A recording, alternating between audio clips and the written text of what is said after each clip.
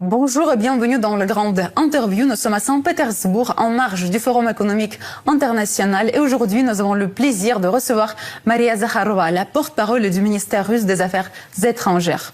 Madame Zakharova, merci d'avoir consacré du temps à cette interview. Les dernières déclarations du président français Emmanuel Macron sont terrifiantes. Il a notamment promis de fournir à l'Ukraine des avions de chasse Mirage 2000, mais tout le monde s'attend à ce qu'il annonce d'un jour à l'autre l'envoi d'instructeurs militaires français en Ukraine. Mais qu'est-ce qu'il veut juste, Macron ? Il me semble que Macron cherche l'amour. Comme l'héroïne du film qui porte son nom, Emmanuel, il se jette d'une passion à l'autre. Il a passionnément aimé la Russie, puis il a passionnément aimé le régime de Kiev, et il déteste maintenant tout aussi passionnément la Russie. Son autorité est une autorité de rien du tout. C'est une autorité qui ne vaut pas cher. Elle est fondée sur une popularité momentanée. Le nombre de likes, de références à tel ou tel site ne signifie pas que les informations diffusées soient exactes. Il s'agit uniquement d'indicateurs quantitatifs. J'ai l'impression qu'il fait ces déclarations bizarres, controversées, douteuses, même pour l'OTAN, dans un seul but: être constamment en vue. À mon avis, il pense que peu importe ce qu'il dit, peu importe comment il le dit, l'important c'est qu'il y ait des journaux faisant leur gros titre de son nom.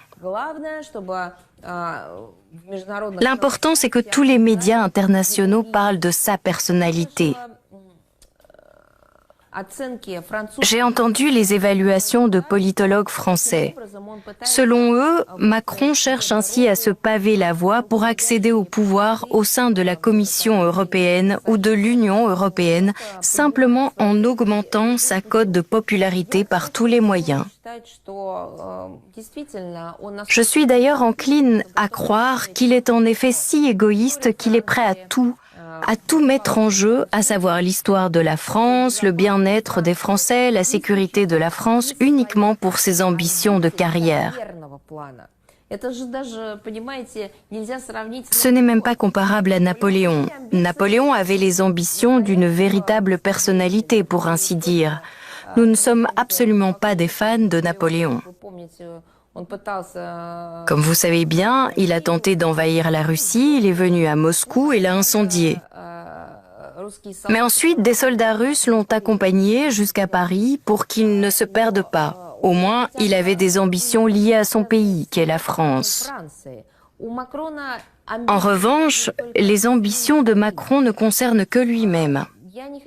Je ne veux pas entrer dans les détails de sa vie privée, de ses bizarreries, mais il est évident que c'est un homme ayant de graves problèmes psychologiques. Peut-être que pour lui, c'est un moyen d'échapper à ses problèmes personnels.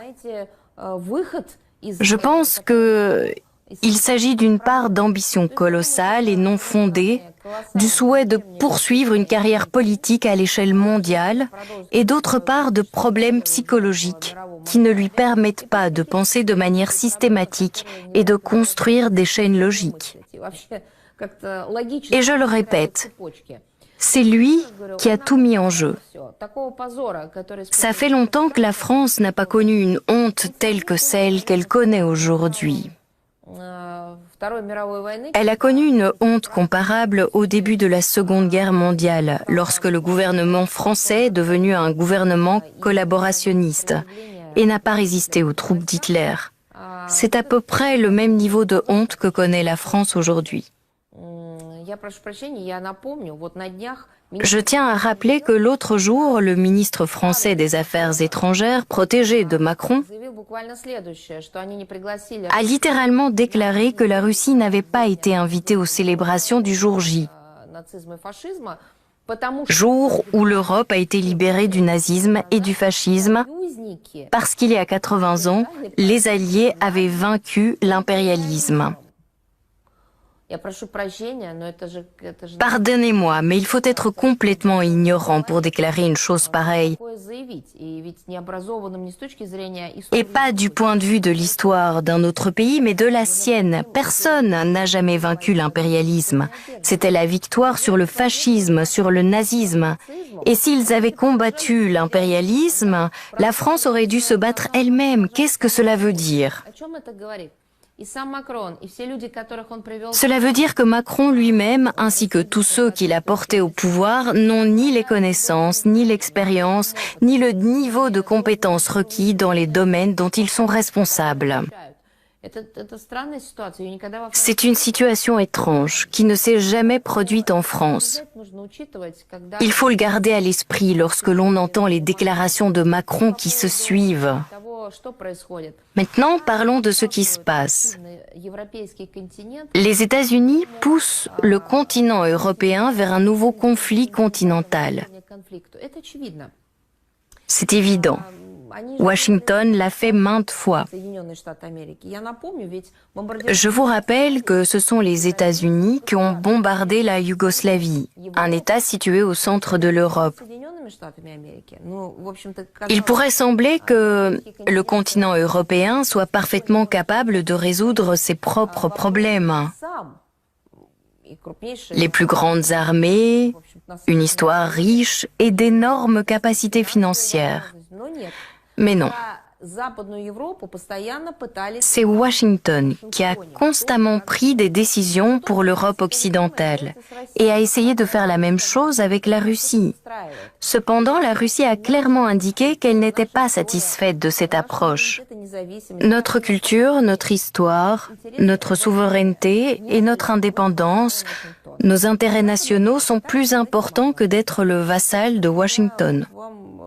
L'Europe occidentale ne pouvait pas en déclarer autant, compte tenu du fait que la France, sous Macron, à notre regret, est devenue absolument dépendante des forces politiques de Washington.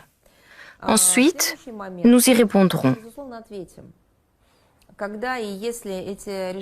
Quand et si ces décisions exprimées par Macron sont mises en œuvre, la France essuiera malheureusement une réponse russe. Et dans ce cas-là, les Français devront s'adresser à leur président et se rappeler que nous ne voulions pas d'une telle évolution. Je voudrais maintenant parler de nos partenaires de l'Afrique. Sergueï Lavrov vient de rentrer d'une tournée dans ce continent. C'est sa 6e tournée en 2 ans. Comment le ministère russe des Affaires étrangères évalue-t-il les relations actuelles de la Russie avec l'Afrique, étant donné qu'il y a beaucoup d'invités africains au Forum économique et qu'hier, le président du Zimbabwe était sur la scène aux côtés de Vladimir Poutine? L'Afrique pour nous, ce n'est pas la conjoncture du moment. Ce n'est pas le besoin passager de remplacer un partenaire par un autre. Nos relations avec l'Afrique sont anciennes. Peu de gens le savent, mais l'Union soviétique a été la force motrice qui a aidé des dizaines de pays africains à accéder à l'indépendance. Il ne s'agit pas uniquement de pays africains, mais aussi de pays asiatiques qui étaient des colonies ou des semi-colonies de l'Occident. C'est notre pays qui a joué le rôle clé dans le processus de décolonisation. Et d'ailleurs, cela s'est produit précisément après la Seconde Guerre mondiale. Pour nous, la Grande Guerre patriotique. Et je pense qu'il est juste de dire que l'Union soviétique, ayant acquis un énorme capital politique après avoir vaincu le nazisme et le fascisme, le capital politique, c'est le droit de parler en son propre nom et le droit de définir l'agenda international. Il ne faut pas oublier le sacrifice que notre pays a accompli et la façon dont il a libéré le monde de la peste brune. L'Union soviétique n'a pas investi ce même capital politique pour dominer dans le monde entier ou pour mettre en œuvre le concept d'exclusivité dont les pays occidentaux sont aujourd'hui malades. Après la victoire sur le nazisme, l'Union soviétique a investi son capital politique dans la justice et dans la libération du continent africain. On s'est appuyé sur notre pays. Notre pays avait les capacités d'influencer le cours des événements. Et au lieu d'en tirer parti, de réorienter les matières premières de l'Afrique vers l'Union soviétique, de coloniser de nouveau ce continent, cette influence a été utilisée pour leur libération, pour leur donner la possibilité de vivre une vie décente, de parcourir un chemin difficile. Nombreux sont ceux qui le parcourent toujours. Le président du Zimbabwe s'est exprimé très franchement à ce sujet hier lors du forum. Vous l'avez remarqué? Très franchement, sans grand discours, en termes simples, avec des exemples simples. Jamais ils n'échangeront leur liberté contre une vie peut-être en rose et plus prospère, mais sous l'oppression de quelqu'un d'autre. Tout simplement parce qu'ils connaissent le prix de cette victoire, le prix de la lutte pour l'indépendance et pour être considérés comme un être humain et vivre une vie digne. Par conséquent, nos relations ne sont pas uniquement fondées sur des besoins momentanés. Ces relations ont une histoire extraordinaire. L'Afrique le sait et s'en souvient. Elle ne cesse de nous en parler, elle nous remercie. Lors de la tournée africaine de Sergueï Lavrov, plusieurs pays africains nous ont exprimé des mots d'espoir liés au rôle actuel de la Russie sur la scène internationale. D'ailleurs, les pays africains, contrairement aux pays européens, sont conscients qu'aujourd'hui, le monde connaît des changements. Et les systèmes précédents, bipolaires ou avec le diktat des pays du milliard d'or ou de la mentalité colonialiste, n'existeront plus.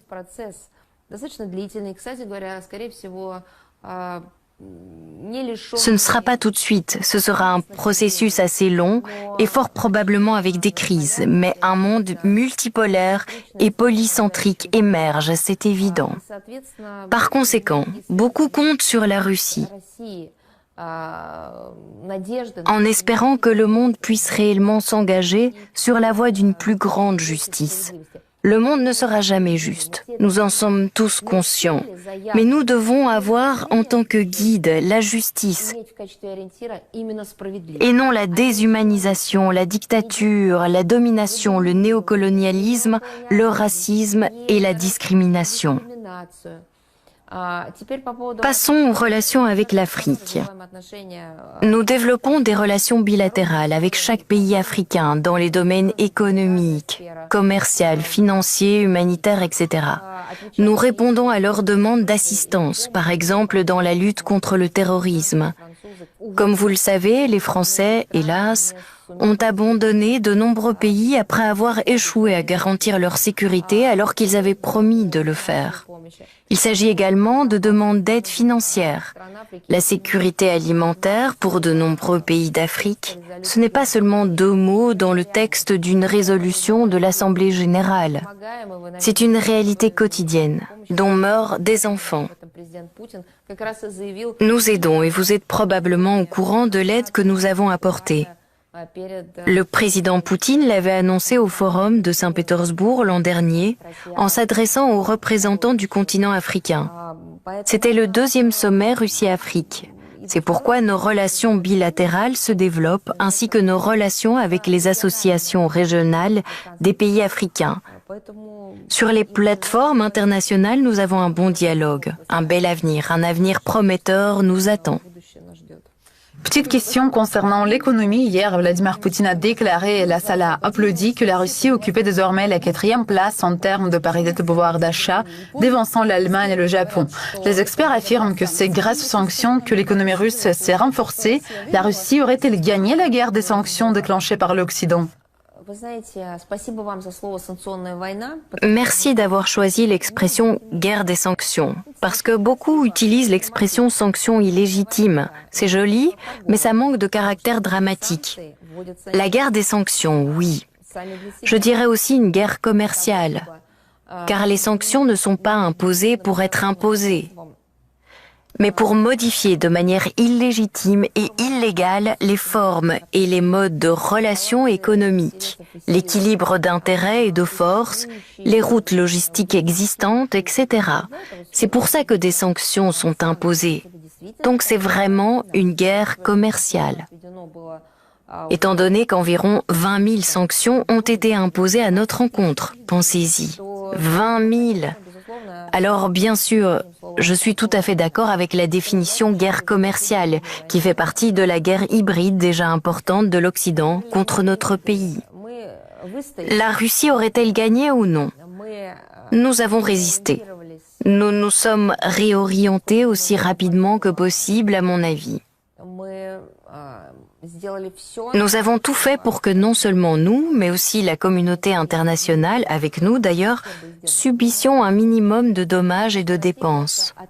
Car la Russie est un acteur responsable, un partenaire responsable, un membre responsable de la communauté internationale. C'est pourquoi nous pensons non seulement à nos intérêts, mais aussi aux intérêts de ceux qui sont comme nous, des membres et des acteurs responsables et épris de paix de la communauté internationale. La Russie aurait-elle gagné ou non? Ce n'est pas une question d'un jour, d'une réaction particulière, mais d'un processus. L'Occident a essayé de contrôler la Russie pendant des siècles. Il a essayé de s'emparer de nos ressources ou du moins de les contrôler. Il a essayé de faire en sorte que la Russie ne suive pas sa propre voie, de la détourner complètement de son chemin. Il a recouru à de divers moyens. Guerre, destruction physique, menaces de force, pression économique, ingérence dans les affaires intérieures. Et ils ont tout essayé. C'est malheureusement la réalité, et nous la comprenons très bien. Et le fait que nous avons tenu bon, et que nos indicateurs économiques sont mieux que ceux qui ont lancé une guerre économique contre nous, ne veut pas dire que la partie est finie. Ce n'est pas fini, nous le comprenons parfaitement. Nous avançons. Nous comprenons vraiment que l'Union européenne et l'Occident ne peuvent être considérés comme des partenaires fiables. Non seulement envers la Russie, mais aussi envers les autres pays. Ils ont perdu le droit de se qualifier de partenaires fiables. Ce sont des voleurs, des tricheurs, des menteurs, des hypocrites. Ils se sont dégradés, d'après ce que nous voyons.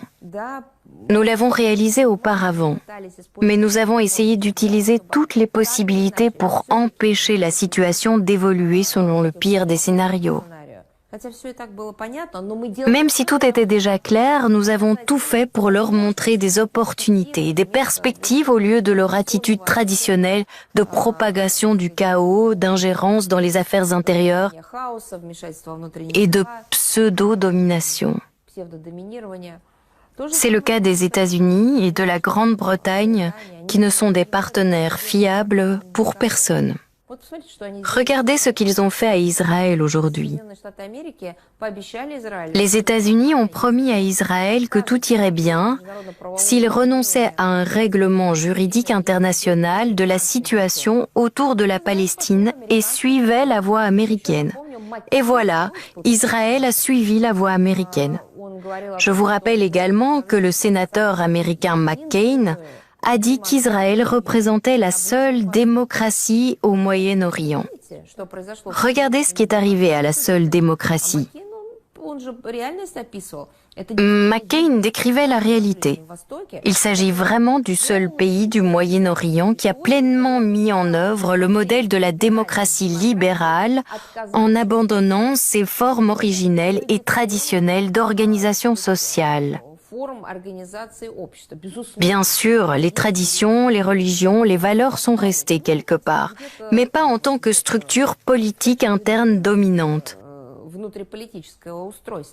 Et la structure politique d'Israël est une démocratie libérale. Le résultat est évident. Il se manifeste non seulement dans les relations entre Israël et la Palestine et les Palestiniens. Il se manifeste tout d'abord dans la fragmentation interne importante d'Israël. Un peuple uni très étroitement par la religion, par un passé historique tragique commun, se détestent aujourd'hui plus qu'ils n'étaient détestés par les pays et les peuples qui étaient en conflit avec lui aujourd'hui ou auparavant.